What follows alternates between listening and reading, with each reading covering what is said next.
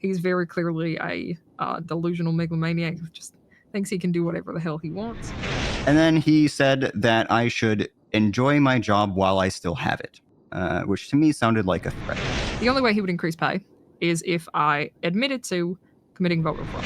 Ladies and gentlemen, welcome to episode 12 of Papstalk podcast, possibly the spiciest episode we have to date. We have Dr. Philippa Canter and Mr. Franklin Lee, aka Happy of the EMS, coming on the show.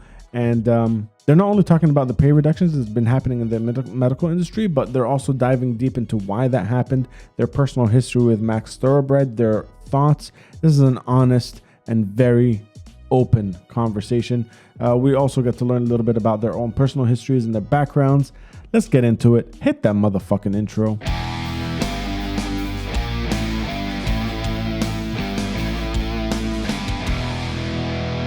Mr. Happy, Dr. Canter, welcome to the show. Thank you. Yeah, thanks for having us. Starting with Mr. Happy, it's tradition around here. We say the best way to introduce the guest to the listener is to have the guest introduce themselves. So in your own words, Mr. Happy, who are you? Well, I am Happy. I am the chief of EMS. I've been around the city a long time. Generally, I am someone who tries to stay positive and tries to make the city a better place. And Dr. Canter, same applies to you. Dr. Canter, introduce yourself to the listeners of Papstalk. Sure. I'm Dr. Philippa Canter. I'm the newest member of, Hospital Command. I'm an attending physician there, and I help run the day-to-day of the hospital. I'm also the healthcare liaison on the city council, running for their second term right now, or just got their second term. Incredible. I got to be honest with you guys. I am in no way even close to the medical industry. I know how hard and difficult it is for those in the medical field. Through Autumn, she's been working at the hospital, and I can only imagine the hours and the time and the pressure it takes to have someone's literal life on the line. The way everything pans out when everybody's depending on you, both EMS and at the hospital. With that being said, can you give us a little insight into your history, starting with Dr. Canter, how you got into the field, generally speaking? Sure. To be honest, I was just looking for meaning in life. I grew up pretty sheltered. I didn't have much going on. I had an obsession with horses and had gotten kicked out of veterinary school, and I moved here looking for something to do. Since I'd graduated with honors in biology, figured I could transition that into something medical. Through the LSMG being a teaching hospital, figured I'd give that a try. Took me a bit to get into it, but I absolutely fell in love with the work. Got promoted to resident, busted my ass, got promoted to staff, and then was the fastest promotion to attending ever. It took 2 weeks after getting staff. Incredible. I very committed to the healthcare of the city, and love the opportunity it's given me. How long ago was that? Just for everybody's timeline perspective. My promotion for attending was about 4 months before the economy collapsed. So I've been in attending for about 8 months total. Before that, I'll be honest, I was pretty inactive as an intern. So I don't remember exactly. I've worked at the LSMG for less than 2 years in total, though. It's a huge amount of time, plus the history of, veterinary history. There's always some sort of medical background involved. Absolutely, yeah. And Mr. Happy, what about you? How did you get into this field? Yeah, so in the summer of 2022, I was essentially looking for work. I had been working at a farmer's market for a while, and that farmer's market shut down. And so I thought that EMS would be a good thing for a civilian such as myself to do. And I had a good friend in the EMS department as well. So I applied and started working my way up. Over the following year or so, I worked my way up the ranks until right before the economic collapse. I was a captain, came back after the collapse and retained that rank and helped put the department back together. It was a month or two ago. We had a election for the previous chief retired, and I ran that and won. So now I lead the department. So in both cases, what I'm hearing, correct me if I'm wrong, but what I'm hearing is it's not just a little skip into the position that you're in. There is trials and tribulations, and there is a lot of work, an uphill battle, so to speak, to what you guys do. You know. Absolutely, there's a lot of work to get to where I am now, and it's not something that I ever really thought I would do a long time ago. Definitely but I fell in love with it in doing it and in that process, learning. Yeah, absolutely agreed. Like I said, I was very inactive as an intern. I was one of those people that didn't fall in love with it immediately. Kind of found standing at the hospital boring, to be honest. Then I realized just how much of a gym we have there in the city.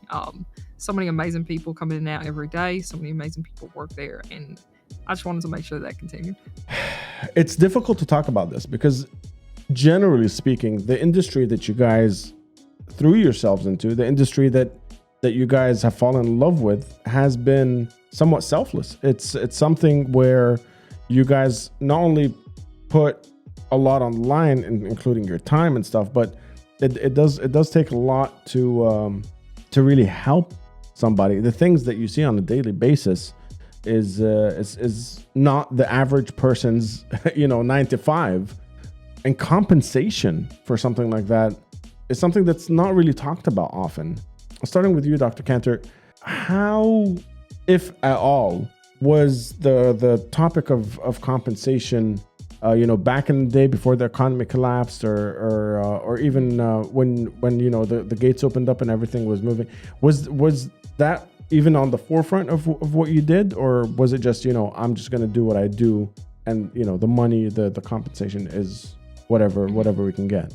So for me personally, I'll be here whether I make $1 or $1 million. I love the place too damn much.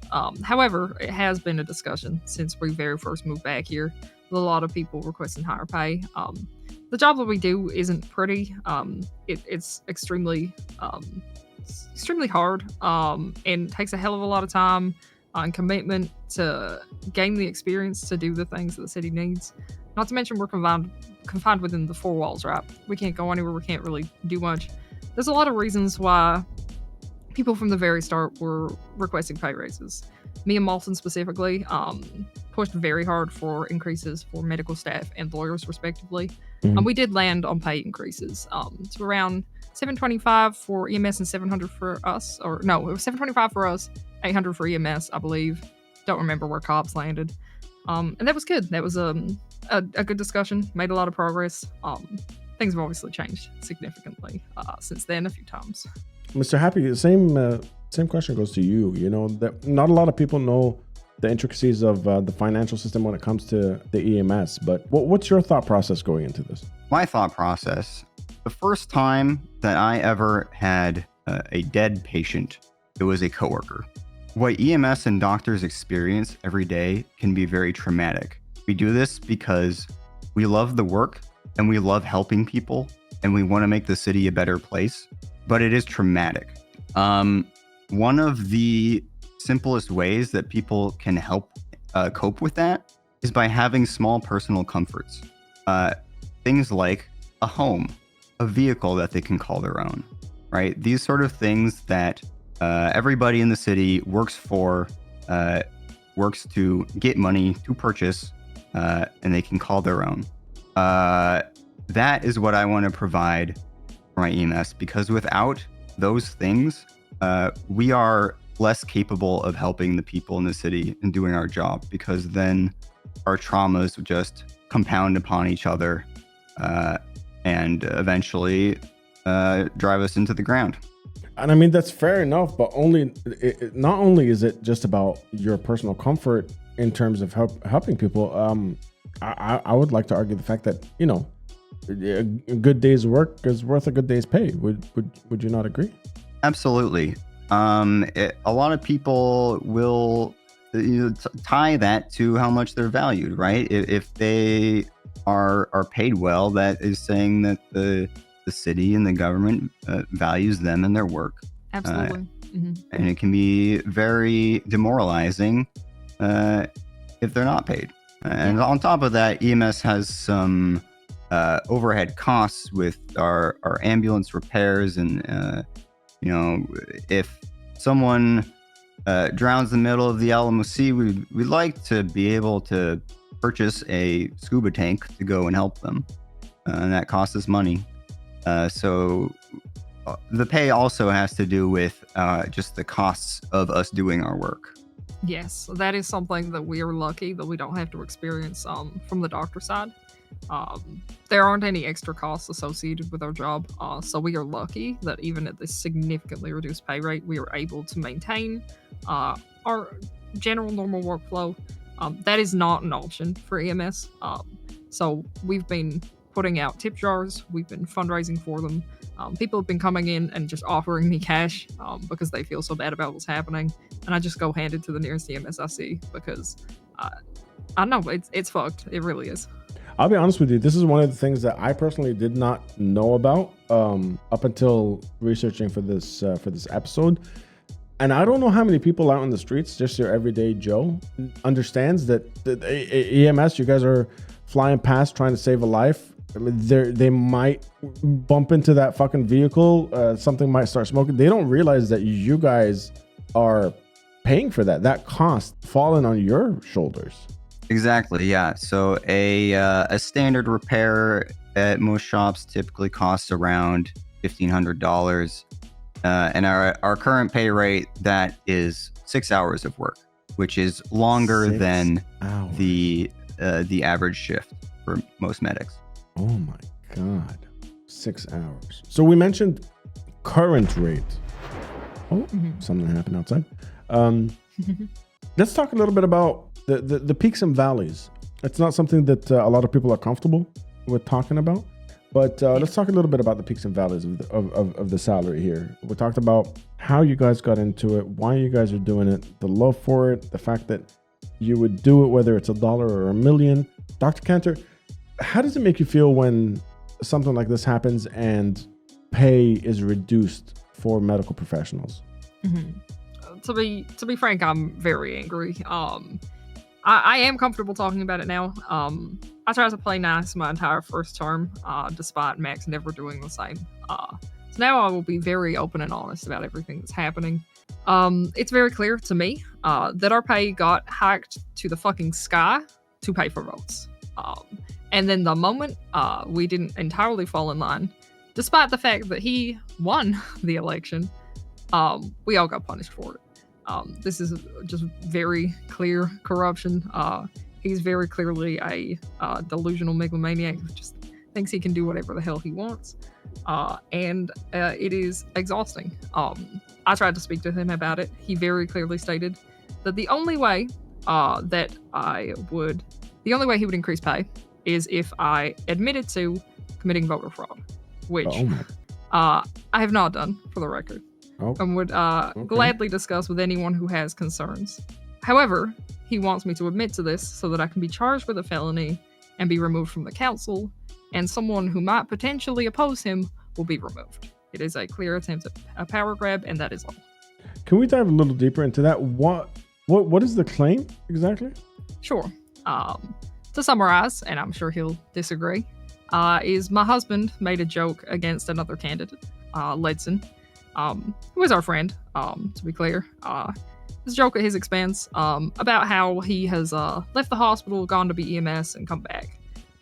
In the same discussion of when he was talking about the board endorsing us. In our meeting notes for a meeting we had here in the city, behind the hospital, once a week. That is it. A joke my husband made, and the word endorse from the board of directors is apparently voter fraud. Not to mention the fact I did not make the joke myself, so I don't exactly know what I did. Yeah, that's yeah. There's a lot to unpack with yes, that. There's several layers in that, and a ton of people have been affected by this. So even if it was something that you said that was misinterpreted, it's still taken out on an entire industry. Yes, on two different factions. So I know some people think EMS and doctors are the same. We aren't quite. But for some reason, that one tiny thing, and maybe some other reasons, who knows what Max thinks at this point, it's punishing everyone. So, Mr. Happy, from your perspective, for the EMS, you're leading the charge for an entire faction of that medical industry. Having heard that, what would be your response? How do you even wrap your head around that? Well, with what I know about Max, I'm not surprised by it.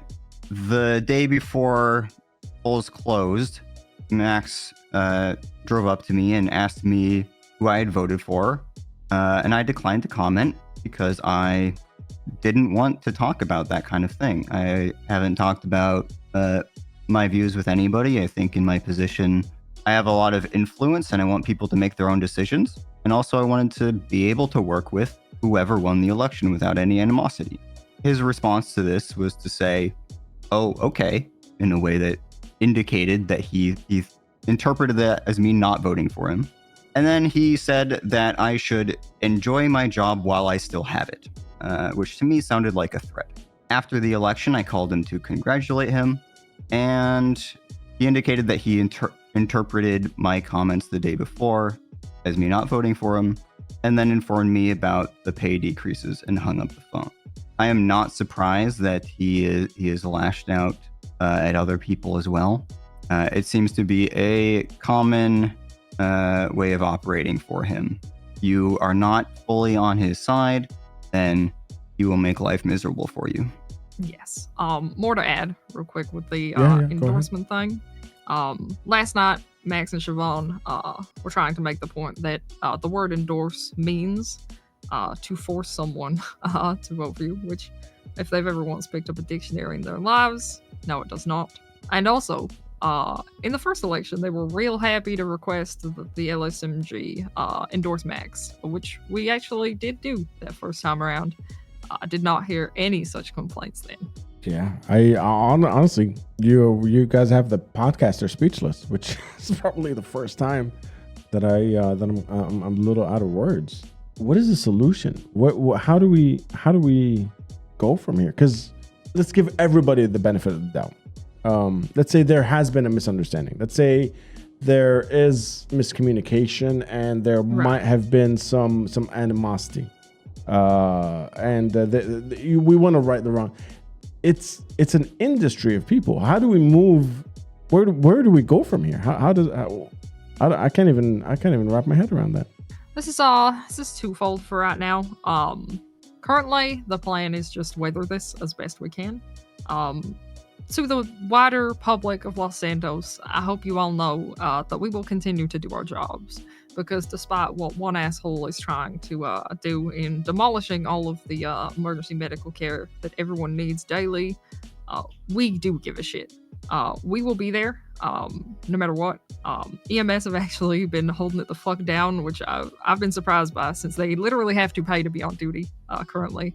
With doctors, it isn't quite as hard, and I've heard so many say that even if our pay was taken completely, they would still be there. I have never been prouder. Sorry to cut you off, but to reiterate, a one across for EMS to pay for their work vehicle is a 6-hour shift at this point. That is correct. It is. It's absolutely insane. We have been fundraising. They've come up with a couple events that I intend to help with. We have tip jars at the hospital. Feel free to also just hand cash if you want. If anyone wants to support, any cash given to me, I have handed to an EMS immediately, because to be frank, I do not need it. Any support means the fucking world from the public. The second part of this is a little bit longer term. I intend to propose legislation enacting a minimum wage for at least emergency services, if not all government workers. If Max and Siobhan vote against this, then I hope that they have made their stance extremely clear to the public, and that you keep that in mind in all future decisions. Yeah, from my side, EMS has had plans in place to run some fundraisers before the election, before all this happened. So we're going to continue with that. The main focus of these fundraisers is to pay for repairs on the ambulances. we mentioned the one across repairs that medics need to do regularly. There's also engine replacements that need to be done about once a month because of how many miles we put on our ambulances. So that is roughly $11,000 to $12,000 per ambulance per month. We currently have 5 ambulances in our fleet. So we are doing these fundraisers to try to fund that so that we can maintain ambulances in operable condition. And if we can get enough money, then hopefully refund some of the costs that EMS are taking on to repair the ambulances. Listen, I'll be honest with you. Even just straight numbers, it hurts. Regardless of the salary, those are some insane numbers. I don't run my vehicle that often. Your literal job is to drive to location, right? Your job is to get those people the care that they need, and it's kind of mind-boggling. I'll be honest with you. It's left me a little flabbergasted. Before I ask this last question, I just want to say thank you guys for your time. I know this is not easy. I know how busy you guys are, and I realize that a podcast that we're going to be spreading around the city with your names on it might put you in some precarious situations. Maybe even Max gets to hear this, who has been on the show. Thoroughbred is I'd like to call him a friend of mine outside the political sphere. I don't really know anything about his politics, but it is something that's going to be passed around and spread around and stuff like that. Starting with Dr. Canter, is there any fear that you are here right now talking about this, or is this just middle fingers in the air? Let's just fucking go. It absolutely is. To be frank, I've already been shot over my position on the council. I was shot in the throat, and it took me weeks to fully recover the use of my voice. But I'm still fucking here. And I made the decision to risk all of that again to back up the emergency medical staff in this city and the rest of the city. I speak for everyone and not just us. Anyone who needs someone to speak to, I will be there. Risking fucking everything. If I lose it all, I will at least know that I have done right by the people of the city. And I'm assuming I know your take on it, Mr. Happy, but what is your take on this? Yeah, I assume that there will be some risk involved in coming out about this stuff. There might be people that are very upset, but I will take on that risk for the sake of the department. I will just continue to try to be happy and provide the best care I can to the people in the city and run the department to the best of my ability. Now, this is a question that's a little off topic, but we love to end the show with this question. Having gone through a little bit of your history, a little bit of the current, a little bit of what you guys plan in the future, I always like to ask, and we'll start with Mr. Happy here. If you had a time machine, you were able to go back in time before the financial crisis, before the crash, before moving to Los Santos, and you were able to talk to young Happy and give young Happy a piece of advice, what would that advice be? Ooh, that's a good one. I would advise young Happy to be flexible, to take in all of the crazy things that happen and accept them and make the most of them. Be happy and accept. Brilliant. And Dr. Canter, what would you tell aspiring doctor? What would you tell aspiring veterinarian before the chaos, before everything took place? Just sparkles in your eyes. What would you tell your younger self? Before the chaos? Oh my gosh, my younger self. That it's worth it. That this is truly a special part of the city of Los Santos that you're going into here. And fucking, dive in full force. Because there's been a couple times where I've been scared too, including my last term. I would reassure my younger self never to fucking do that again. And have your own back and the people you care about back from day fucking one, and fight for it like I will now. Two incredible lessons that I think everybody listening to this should take on. Thank you guys for listening. You know the rules. If you got up to this point, please twat out about the episode. There's episodes available. The tapes are available at the Ellis News Center behind the front desk, behind that piece of shit Earl that works over here. I really, really appreciate you guys' time. Mr. Happy, Dr. Canter, thank you guys for everything. And not only your time, but for being so candid with us and really spilling the beans, so to speak. With that being said, it's only officially over once you guys say the words, hit the outro. So I'm gonna say goodbye to the audience, starting with Mr. Happy. You can say whatever you want to the listeners, and then Dr. Canter.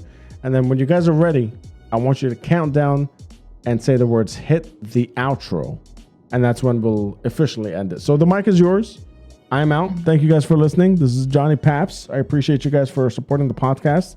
And I'll hand it over to Mr. Happy and Dr. Canter, starting with Mr. Happy. There you go. All right. I hope all of you out there are enjoying yourselves, living a good life, living a happy life. And I'll be out there with you trying to make the most of everything. Yeah, I hope that the public makes themselves more aware of the shit that this man is doing. Don't let him get away with these blatant paragraphs more and more. And continue supporting our medical staff. Please, we've got your back, so I hope that you'll have ours. Hit the outro.